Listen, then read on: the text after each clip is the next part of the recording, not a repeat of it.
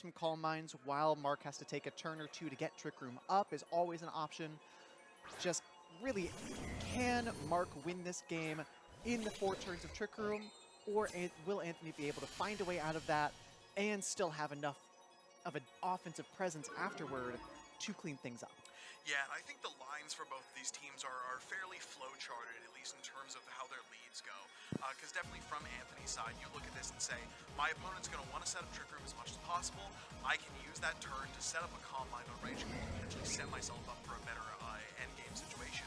Now, interesting to see the Incineroar immediately swapping out, sort of not wanting to see what those speed interactions are between Incineroar and Gallade, not give any information to either side. So the Rillaboom swap in immediately and get rid of this Psychic Terrain as Indeedee goes for this Follow Me in the face of what could have potentially been a knockoff or something of the sort, as Raging Bolt goes for a Calm Mind, and we will, I assume, see this Gallade go for a lovely little Trick Room. Once we see all the boosts come through. Yeah, that just took a second. I thought I was timing it better, but I wasn't quite there. I appreciate you filling in the gap time. But now we see that Trick Room go off. These speed tiers have been swapped around, likely meaning this Gallade and Indeedee will be going before most of the Pokemon on Anthony's team, though we're not entirely sure of all the speed interactions between every one of these Pokemon. Certainly, you know, the Raging Bolt, if it's very, very slow, could be slower than the Gallade. There's a pretty decent chance that it's also slower than the Urshifu, even if it is as slow as possible on this team. We are going to see the Farigiraf come in immediately, soaking up that Fake Out with its Armor Tail ability and allowing Gallade to get off a juicy Sacred Sword into the Rillaboom as Raging Bolt goes for yet another Calm Mind, knowing it's not at the most threat on that turn just because of, you know, the amount of damage the Mark is able to output with only one Pokemon on the field. Yeah, as we do properly see in that situation, the Gallade is indeed slower than the Raging Bolt, implying some level of reduction of speed on the Gallade's part, as both of them are in a similar speed tier as each other. So we will see the Farigiraf and Gallade both able to threaten a decent amount of damage. This Hyper Voice going off from the Farigiraf will proc this Throat Spray. Notably, not enough damage to take out this Rillaboom on this turn, but it will be getting a decent bit of a boost as the Sacred Sword goes in to take out the Rillaboom, meaning that Anthony will never be able to maintain a terrain advantage for the rest of the set. As the Dragon Pulse goes off on the Gallade at +2 will be enough to bring Gallade down low, but not enough to completely take it out. Ooh, and for Mark, as the hard Trick Room player, it's almost sometimes preferred if your opponent is able to pick up a KO like that one. You know, we got to see that single strike Urshifu in the back from Mark's side, and that really is the Pokemon that you want to bring out under Trick Room. Can't be stopped by Protects. You know, the Wicked Blows don't really care about the Intimidate drops that Incineroar is going to offer. Just offering so much pressure as we're down to our final 2 turns of Trick Room already, but Mark does have by far the Pokemon advantage and is able to just keep clicking attacks here this turn. Very interested to see where this Terastallization goes on Anthony's side, and it will be the Incineroar becoming that water type. Yeah, very important to note that the Incineroar is water in this situation. It's very common that we're seeing a lot of Grass or Ghost on Incineroar. Now, the Ghost would change how this turn plays out significantly, but instead we just get to see the Gallade be able to do a lot of damage and leave the Incineroar at incredibly low health for the Citrus Berry to be able to proc. Perfectly expertly EV'd on that front to be able to take that +1 Hyper Voice and the Sacred Sword, also now knowing Gallade is slower than this Incineroar, giving both players a little bit more of an indication of how maybe future games can go. But we do see this Gallade go down to the knockoff as this Rage Bolt goes for this +2 Dragon Pulse into Farigiraf and brings it similarly down incredibly low. But we also do know that with that Urshifu in the back, this Raging Bolt can no longer become a Fairy type. It will be very, very susceptible to all of these potential Terra Dark banded Wicked Blows coming out from this Urshifu, as we see Mark swap in the Big Bear. Yep, and it will be very crucial here with those speed interactions. Who's going to move first here? The Incineroar, generally going to be slower, even the slowest possible Urshifu. The Raging Bolt really could go either way. Generally, I think you're going to see the Raging Bolt be trained faster than an Urshifu on this kind of team, but you know, we'll only be able to find out once we see these turns come out, and we are seeing the Terastallization on this Urshifu becoming the double Dark type, getting the Helping Hand from the Farigiraf.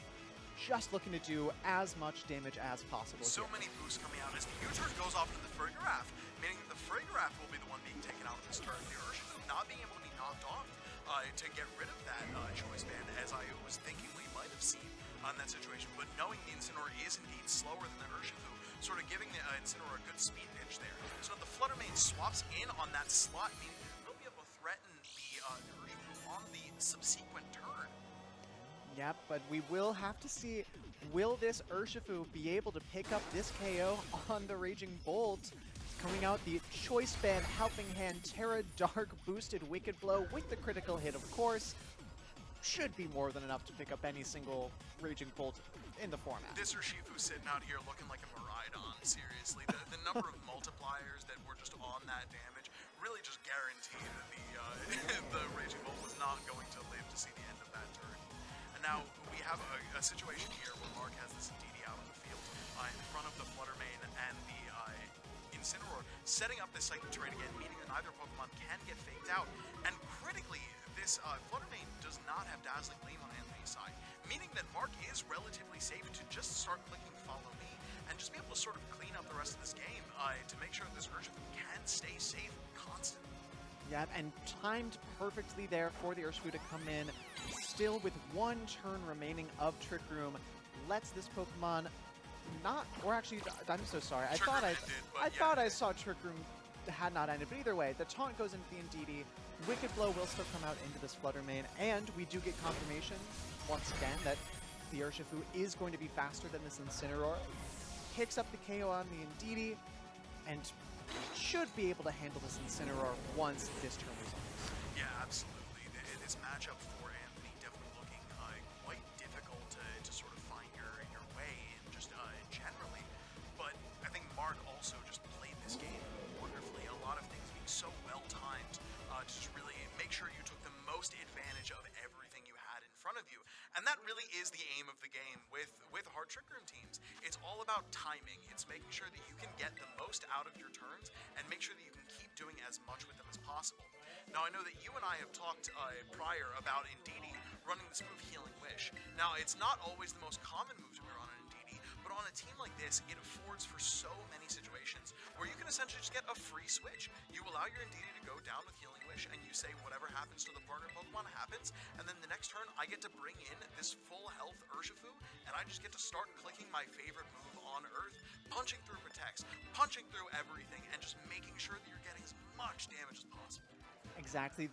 Just like you had said, it's all about pacing. It's all about timing your turns, getting the most value out of your Trick Room turns, and a move like Healing Wish allows you to do exactly that.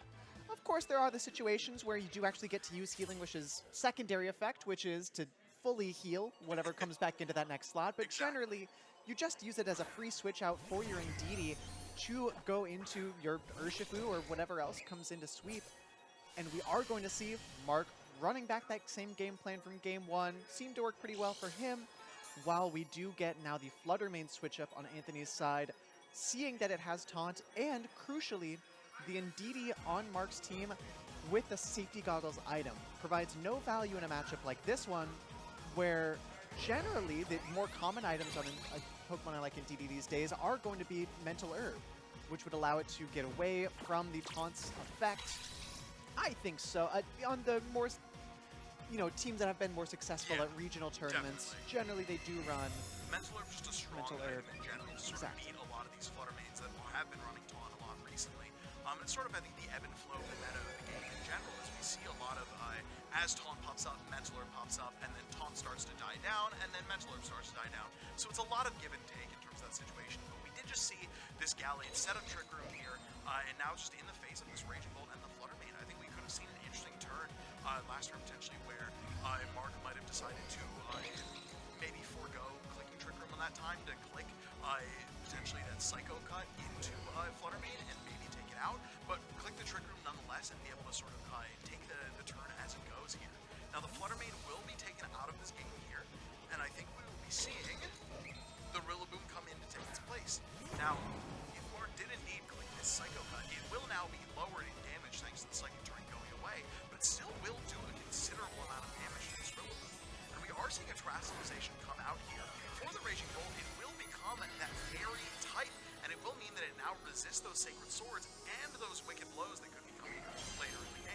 Yep, a very strong Terastallization from Anthony's side as the Psycho Cut still does just about half of Rillaboom's HP, and Psyshock will bring it down into the yellow health, doing, honestly, a little bit more than I expected. The +1 Dragon Pulse into Gallade showing that it is a 2-hit KO, but I think crucially for Mark, not getting the Indeedee off the field that turn means that it's just stuck clicking Psyshock once again, or you have to now spend this turn getting it off the field, bringing the Farigiraf in to block the potential fake out. It just becomes a lot harder now to get a lot of value out of your Pokemon. Of course, you know, because this is a pretty similar situation that we were in turn, it would have been turn 2, turn 3, yeah. In game 1. Going into turn 3 of game number 1, Yep. the difference now is that this Gallade is in range of being KO'd on this turn, Yes. rather than in game 1 where it was not, you know, at really any fear of being knocked out. You lose your Gallade, you don't get any value from it because you did click Sacred Sword into a very heads-up Fluttermane switching from Anthony. Yeah, a very hard call to make in that situation, as you could have seen the Incineroar potentially swapping in that situation to keep the Psycho Cut that he had seen the turn prior. So a good call in Anthony's part, making sure that the Fluttermane got in there safely, assuming that the Sacred Sword was the move that was being clicked that turn. Now we will see this Urshifu is now on the field, but it is not nearly as winning a position as it was last time, as this Raging Bolt is still here, and it is a Terra Fairy type now, and it has left the field despite that. I think understanding this Urshifu does have the potential to be able to click Iron Head into it, so the Incineroar has joined the field to lower the attack of this Urshifu, which will lower the damage of all the moves not named Wicked Blow. However, we will see what Urshifu did decide to click. Yeah, Urshifu not committing to its Terastallization at that point. You know, generally a Pokemon that likes to Terastallize on this kind of team, but knowing that the Wicked Blow, even the bulkiest of Fluttermanes, your Choice Band Wicked Blow will still be able to take that knockout, and putting you closer on track in this game number 2. Of course, this Raging Bolt is still going to be a problem, even giving up the Calm Mind boost that it had earlier in this game. Now your Urshifu is locked into Wicked Blow, and you're staring down 2 Pokemon that resist it. Yeah, absolutely. However, the Farigiraf did get that +1 boost to its special attack thanks to the Throat Spray, and now the Raging Bolt doesn't have any boost to its special defense. This Hyper Voice will be doing a considerable amount more damage than we did see in game 1, because we only got to see the Hyper Voice do neutral damage, and then that was into a +2 Raging Bolt. Now the tables are a bit turned, as we see here, so we'll have to see what Mark ends up going for to try and beat out the odds here. But he will be going for a Terastallization, and I do believe that we are seeing the Terra Dark on this Urshifu, just trying to get as much damage out of this Wicked Blow as possible. Now, depending on how this turn goes, we can see a few different things. If the Incineroar does decide that it wants to go for an attack, maybe knock off to get rid of this Choice Band, but the Psyshock doing about half to Raging Bolt, as the knockoff does just about half the Farigiraf, significantly more than I would have expected. Yeah, especially for knockoff, not getting the extra boost from the Farigiraf having an item in which to knock off. The Wicked Blow doing so much damage into this Raging Bolt and just clicking a Calm Mind as it's now down deep into the red HP. Holy cow, what a live by this Raging Bolt, really making sure that the Terra Dark Choice Banded Wicked Blow just doing about 45 to 50% to it overall. Really living that.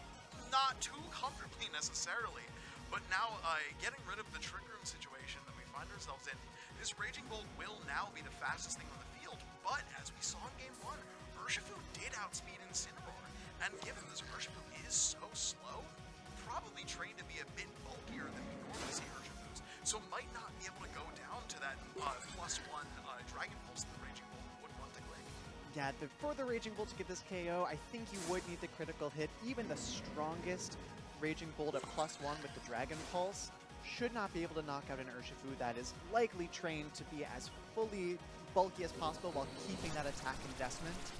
We'll see the damage come out, and it does come very close, though. An extraordinarily offensive Raging Bolt, but the Urshifu just hanging on 3 HP, picks up that KO. And now it all comes down to what this Incineroar does. looks like both of these Pokemon on Mark's side are in range of being KO'd. Yeah, and it will be interesting to see if that knockoff damage that we saw in the last turn was a roll. However, the U-turn coming out will not be as much due to not having the same type of attack bonus as knockoff does, despite being a slightly stronger move in that situation. So the Freegraph is going to live through this turn and be able to click its attack into this low HP Rillaboom. And this Trick Room will be coming out instead. Wow! That U-turn really did not provide nearly as much momentum as I think Anthony wanted it to in that situation. No, the good news though for Anthony is that the Incineroar at the very least will still underspeed this Urshifu. Yep. And even at the +1 special attack that Farigiraf is at, Hyper Voice should not be enough to pick up the KO on Incineroar. The tricky part is how you sequence this. Because if it's Incineroar KOs Urshifu, then Farigiraf can knock out Rillaboom, and then it's the 2v1 still, and things get pretty tricky there at the end. Whereas if the Incineroar knocks out Farigiraf, then the Urshifu still survives and can knock out the Rillaboom, and Yeah. it really just becomes the same issue as Psyshock comes out. It is enough. It is enough. I was going to say, if you weren't sure if the Psyshock was enough there, you could have had a cheeky little play where you could leave the Farigiraf and click Psyshock into the Rillaboom as you swap this Urshifu back into Indeedee to reset the Psychic Terrain, boosting the damage from Psyshock, and additionally allowing the Urshifu to live this turn, because nothing the Incineroar done could have one-shot that Indeedee on that turn. So potentially having a situation later in the game where you can follow me and guarantee that the Urshifu is able to click these attacks into Incineroar. However, I think we will still see an endgame here where this Farigiraf is very well positioned to just keep clicking this Hyper Voice into Incineroar, as Indeedee sort of can just keep clicking Follow Me. It will be able to at least take one of these before going down. And click Follow Me, as we saw earlier, it was not immediately one-shot by this knockoff despite having an item. And the Hyper Voice going before the Incineroar as well. It's still in this Trick Room. This Citrus Berry might make it so that Hyper Voice is not a 2-hit KO. It will be a very close range. But without the Psychic Turbo, without the Grass Terrain on the field, this Incineroar won't be getting back any more healing. Yeah, but it really just came down to, was Incineroar going to be able to get that knockout on Indeedee that turn? Yep. Again, needing a critical hit there, not able to find it, and even if this Hyper Voice is not going to be able to pick up this Incineroar from this range, there are still going to be 2 more turns of Trick Room that Farigiraf can use to get that final, 2 points of damage? Potentially 1, hey. And I mean, yeah, this Incineroar not having Protect means that it is sort of a sitting duck in the situation. Definitely Incineroar moving slower than it normally does. I think knowing that the end of the game is nigh, and this set will be going in the favor of Mark. Congratulations on moving on to finals. Yeah, and just a very impressive set.